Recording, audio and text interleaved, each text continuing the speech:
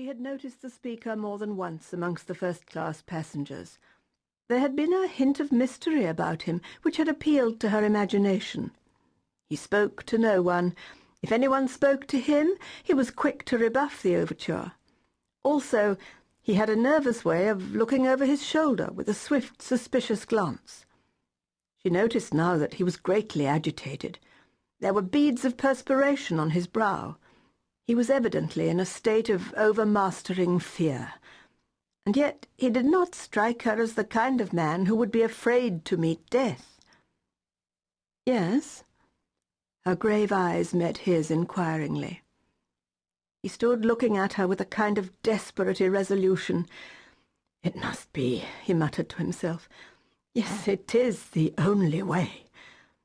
Then aloud he said abruptly, "You are an American?" "Yes." "A patriotic one?" The girl flushed. "I guess you've no right to ask such a thing. Of course I am." "Oh, don't be offended.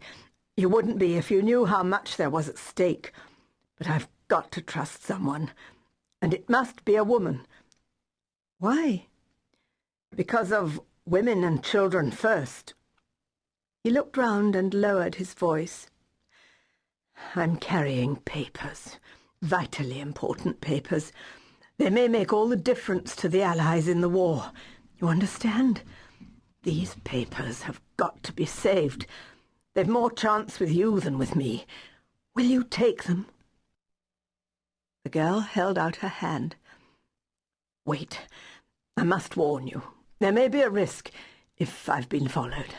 I don't think I have, but one never knows. If so, there will be danger. Have you the nerve to go through with it?"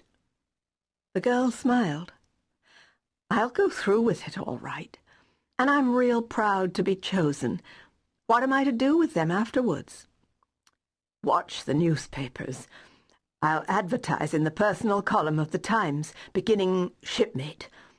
At the end of 3 days, if there's nothing, well, you'll know I'm down and out. Then take the packet to the American Embassy and deliver it into the ambassador's own hands. Is that clear?" "Quite clear." "Then be ready. I'm going to say goodbye." He took her hand in his. "Goodbye. Good luck to you," he said in a louder tone.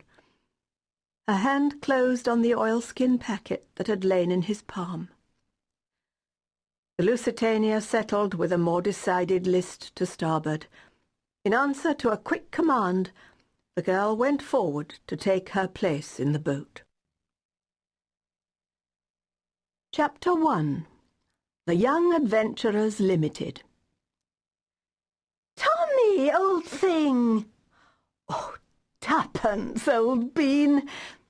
The two young people greeted each other affectionately and momentarily blocked the Dover Street tube exit in doing so.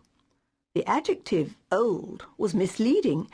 Their united ages would certainly not have totalled 45. "Not seen you for simply centuries," continued the young man. "Where are you off to? Come and chew a bun with me. We're getting a bit unpopular here, blocking the gangway, as it were. Let's get out of it." The girl assenting, they started walking down Dover Street towards Piccadilly. "Now then," said Tommy, "where shall we go?"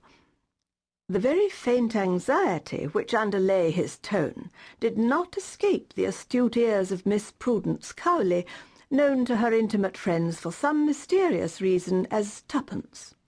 She pounced at once. "Tommy, you're stony broke."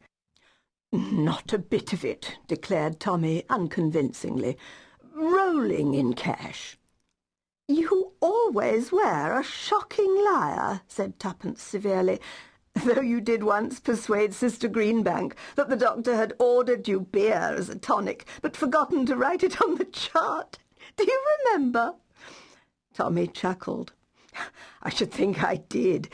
Wasn't the old cat in a rage when she found out? Not that she was a bad sort, really, old Mother Greenbank. Good old hospital. Demobbed like everything else."